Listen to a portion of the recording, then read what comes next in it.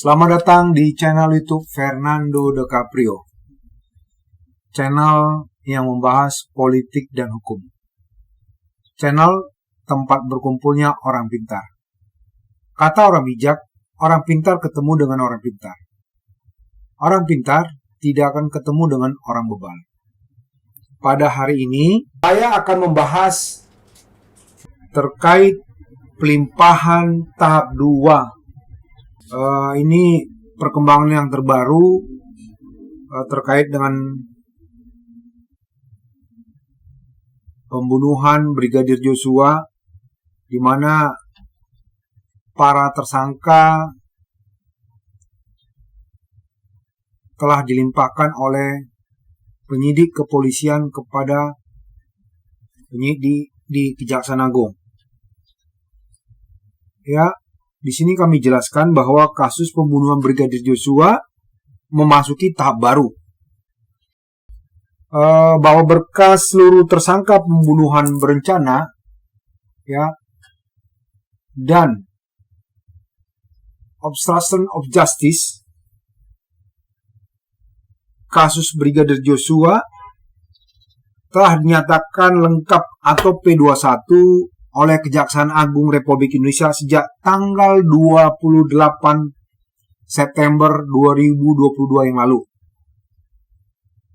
Bahwa pada hari Rabu tanggal 5 Oktober 2022 Polri telah menyerahkan para tersangka, ya,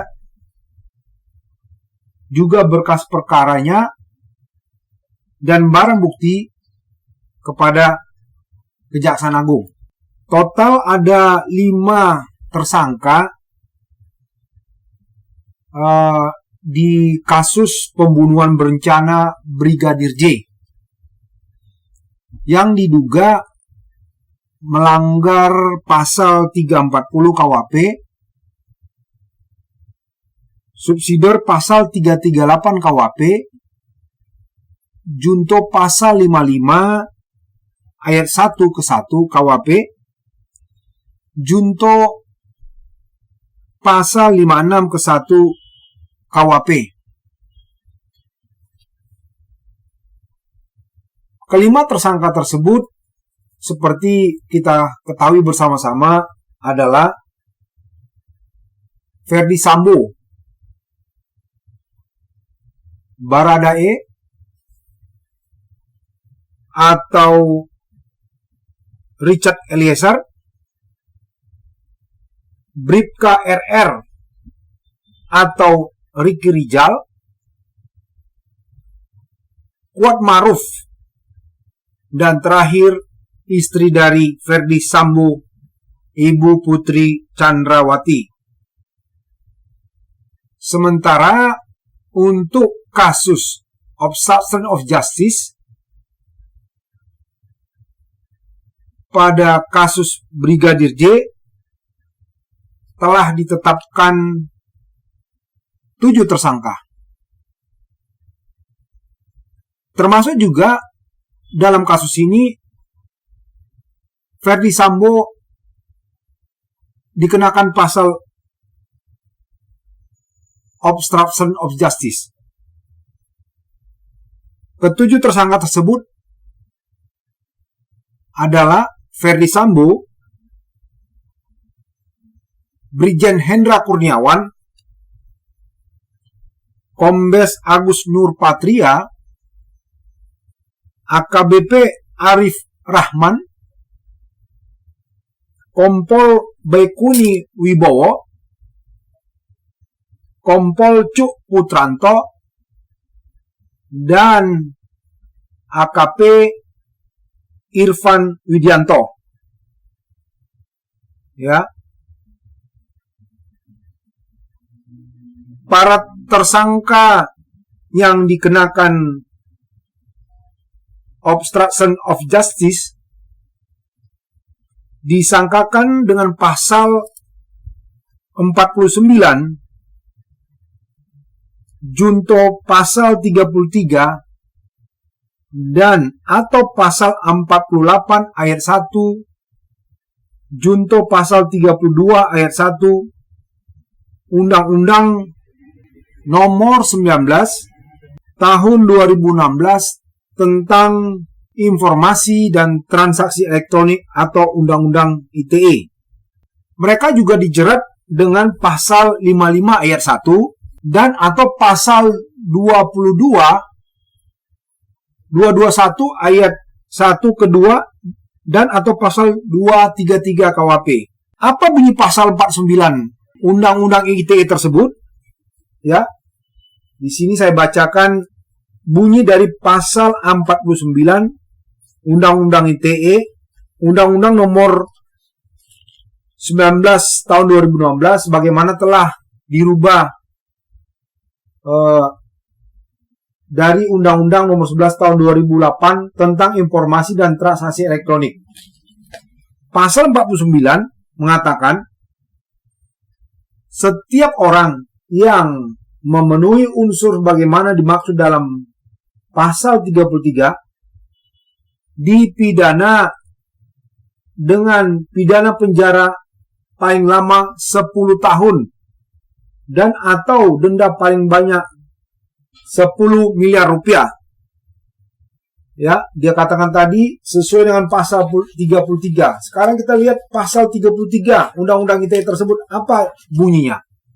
Karena di pasal 49 tersebut berbunyi sesuai dengan yang dimaksud dengan pasal 33. Sementara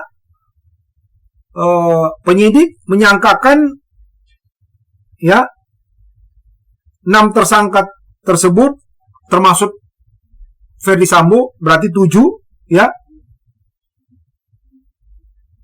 dengan sangkaan obstruction of justice ya pasal 49 tadi dan pasal 33. Pasal 33 mengatakan setiap orang dengan sengaja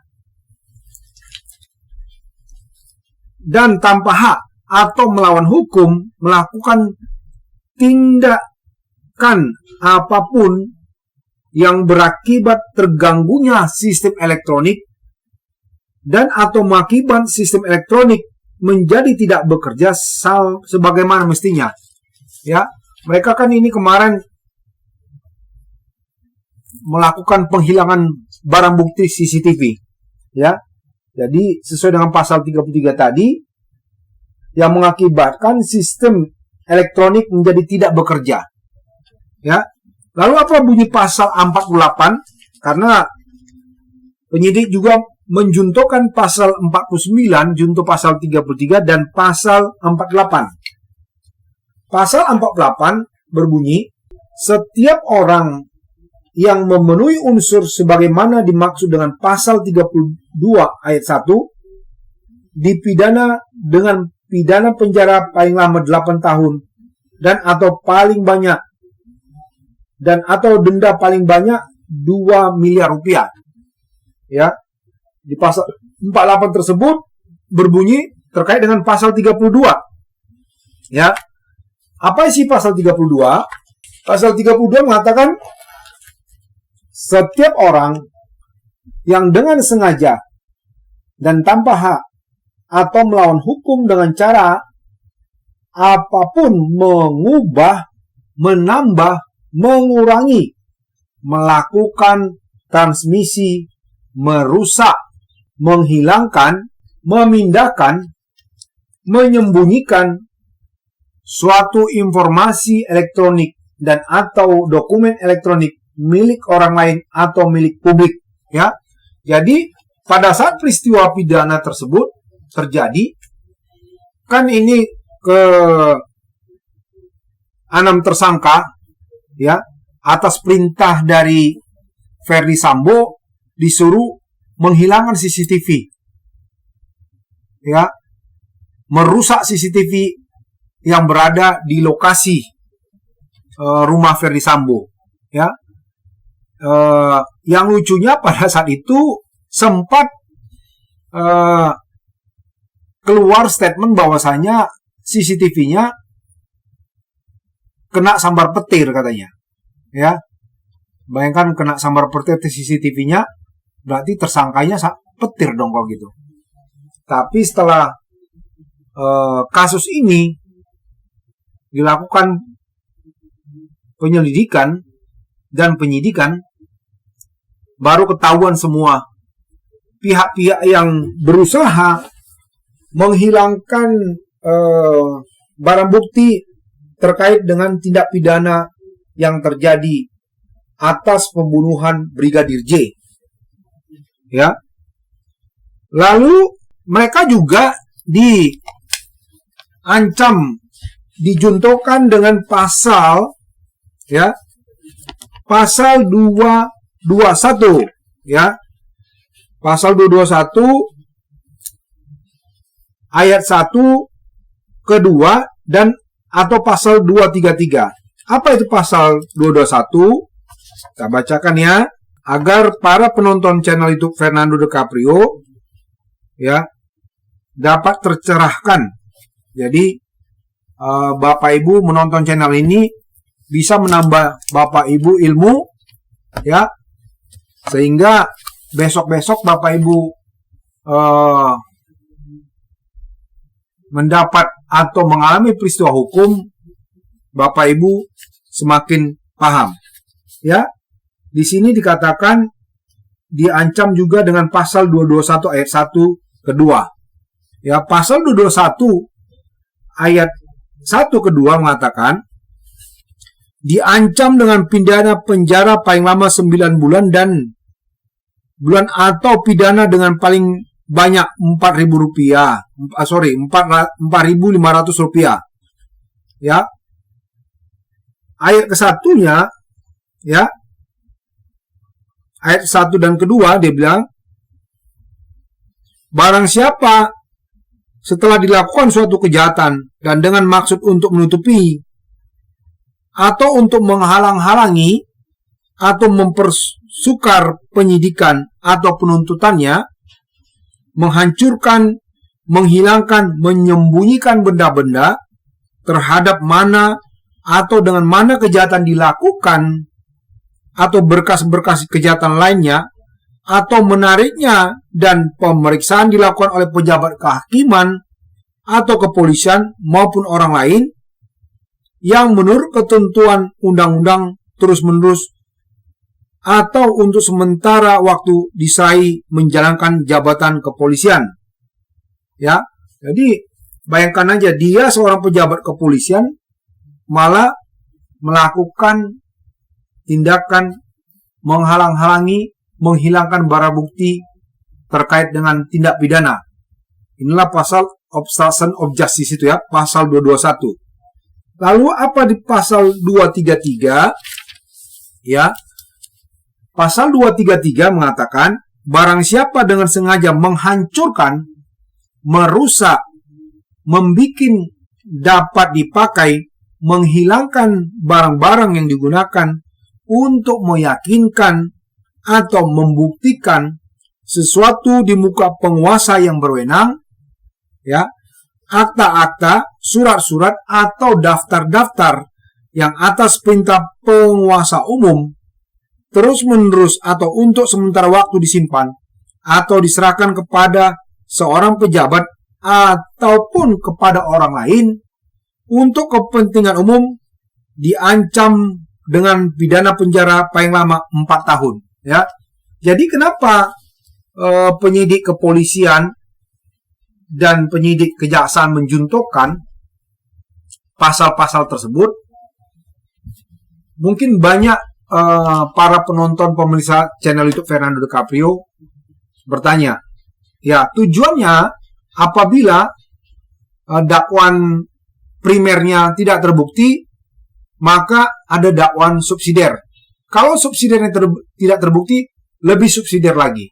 Ya, jadi ketika telah diserahkan ke berkasnya dan telah disidangkan di pengadilan, jaksa akan benar-benar teliti dalam hal penetapan pasal-pasal yang disangkakan agar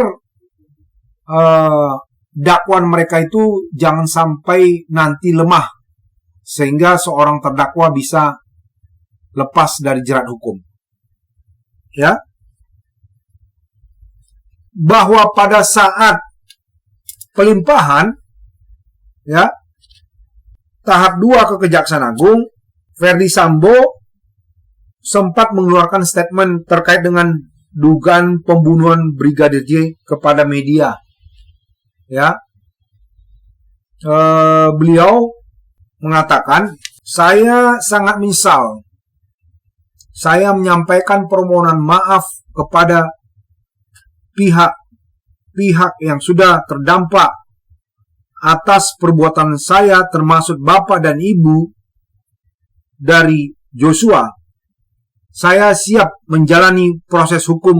Istri saya tidak bersalah. Dia tidak melakukan apa-apa dan justru menjadi korban. Itu menurut Verdi Sambo, seperti video yang kami tampilkan berikut ini.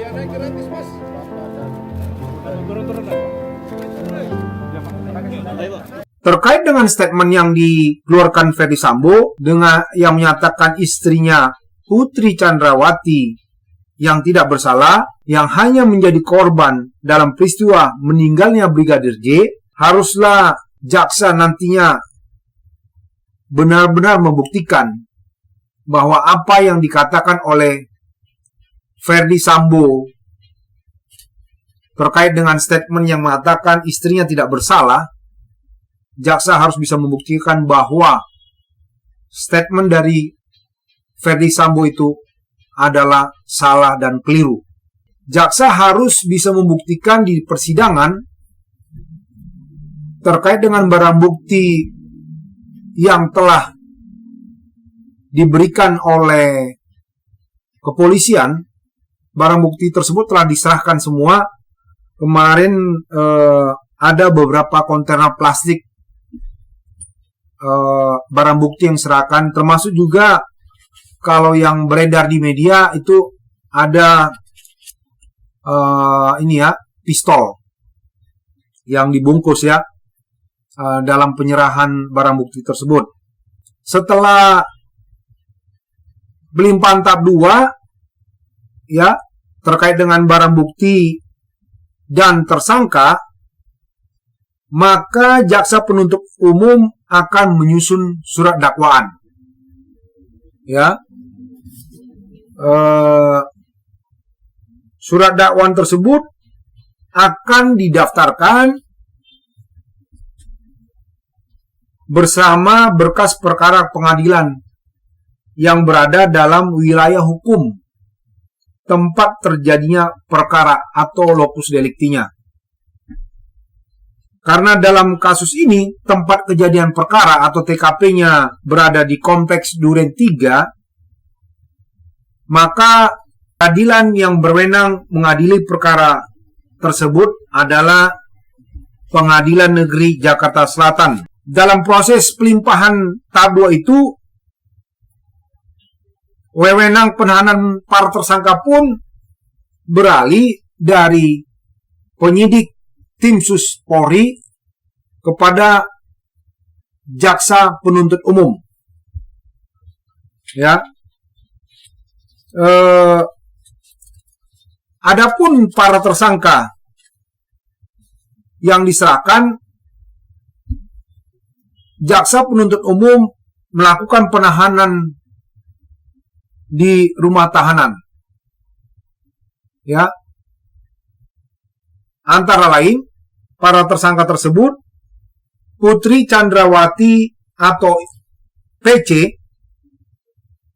akan ditahan di rumah tahanan Salemba cabang Kejaksaan Agung, yang mana sebelumnya PC ditahan oleh penyidik Bareskrim di Rutan Bareskrim Mabes Polri.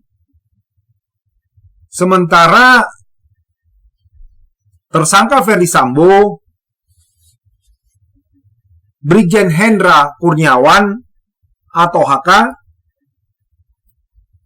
selaku dulu mantan Karopaminal Divisi Propam, Kombes Agus Nur Patria atau AN, dahulu selaku mantan Kaden A Biro Paminal Divisi Propam Polri, lalu AKBP Arif Rahman Arifin atau ARA selaku mantan Wakaden B Biro Paminal Divisi Propam Polri.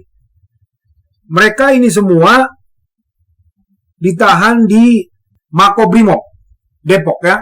Jadi terkait dengan penahanan tersebut itu kewenangan dari penyidik dari kejaksaan. Kenapa sampai ditahan di Makobrimob ya? Ya mungkin masyarakat akan bertanya kenapa tidak ditahan misalnya di rutan Salemba, supaya mereka juga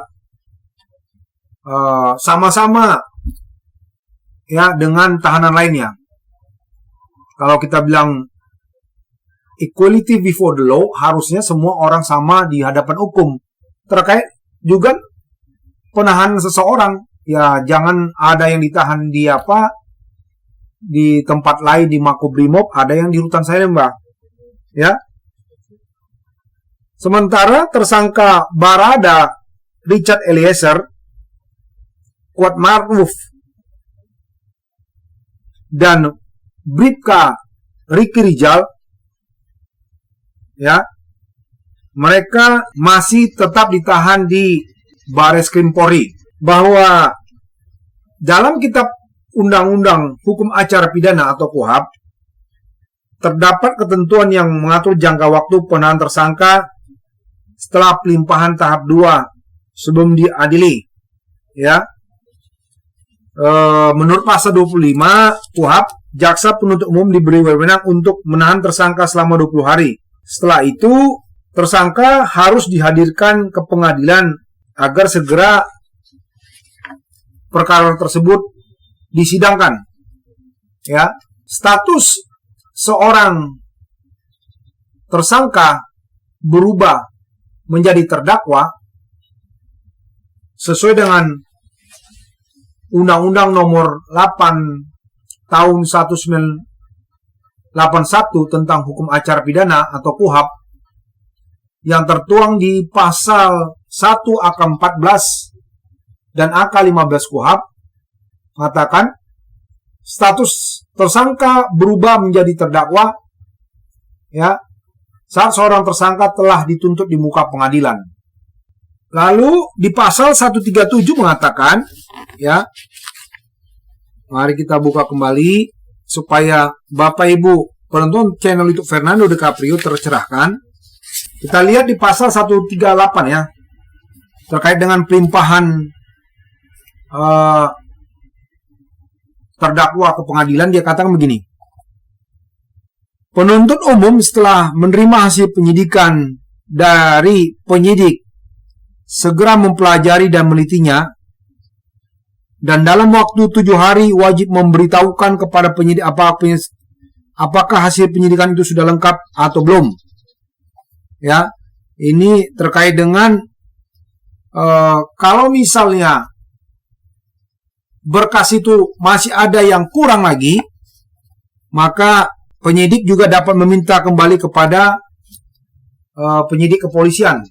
Ya, tapi setelah lengkap, menurut pasal 139 mengatakan, setelah penuntut umum menerima atau menerima kembali hasil penyidikan yang lengkap dari penyidik, ia segera menentukan apakah berkas itu sudah memenuhi persyaratan untuk dapat ya atau tidak dilimpahkan ke pengadilan. Ya, terkait dengan ini kemarin jaksa sudah yakin bahwasanya perkara dari Ferdi Sambo CS ya sudah lengkap. Ya, di pasal 140 mengatakan, dalam hal penuntut umum berpendapat bahwa dari hasil penyidikan dapat dilakukan penuntutan, ia dalam waktu secepatnya membuat surat dakwaan. Tapi kemarin berdasarkan data yang kami dapatkan bahwa surat dakwaan itu ya menurut Pengadilan Negeri Jakarta Selatan, berkas dakwaan dari Kejaksaan Agung ya belum didapatkan. Karena kalau sudah didapat, maka pengadilan akan membuat detail dari jadwal persidangan, ya. Jadi menurut pasal 143 juga mengatakan penuntut umum melimpahkan perkara ke pengadilan negeri dengan permintaan agar segera mengadili perkara tersebut disertakan surat dakwaan. Artinya karena dakwaan yang mungkin belum diserahkan ke pengadilan, makanya pihak pengadilan sendiri belum membuat detail dari jadwal persidangan. Ya, kita berharap terkait dengan perkara ini semua pasal-pasal yang disangkakan kepada semua para tersangka, kita berharap bukti-buktinya nanti tidak bisa terbantahkan, sehingga apa yang diharapkan oleh publik terkait penegakan hukum atas tewasnya Brigadir Joshua nanti bisa memenuhi rasa keadilan di masyarakat, terutama kepada keluarga dan terkhusus kepada orang tua dari Brigadir J. Mudah-mudahan semua alat-alat bukti itu tidak terbantahkan sehingga pihak penasihat hukum tidak bisa berkelit atas dakwaan yang diberikan oleh jaksa penuntut umum. Kita juga berharap kepada hakim yang mengadili perkara ini agar secara jeli dan teliti untuk menelaah semua berkas-berkas atau alat bukti yang diberikan oleh jaksa. Ya, seperti kata Presiden Amerika Serikat Roosevelt, dia mengatakan, berikan saya satu hakim yang jujur, walaupun eksekutif dan legislatif tidak baik, maka saya akan bisa menjalankan pemerintahan ini. Pesan yang mau dikatakan oleh Presiden Roosevelt adalah hakim itu harus menjadi agent of change, agen perubahan. Agen perubahan terkait dengan kasus ini. Jangan main-main. Karena ini menjadi perhatian seluruh rakyat Indonesia. Ini menyita perhatian seluruh rakyat Indonesia dan juga dunia. Ya, jadi kepada hakim yang mengadili perkara ini, hati-hati karena ini menjadi sorotan. Itu aja yang bisa kami sampaikan terkait dengan perkembangan terbaru kasus Brigadir Joshua dalam hal pelimpahan tahap 2 dari penyidik kepolisian kepada jaksa penuntut umum pada Kejaksaan Agung Republik Indonesia.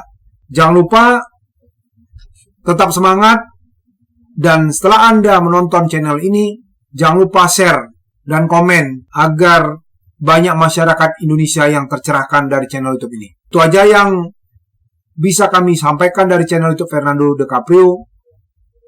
Terima kasih. Selamat siang.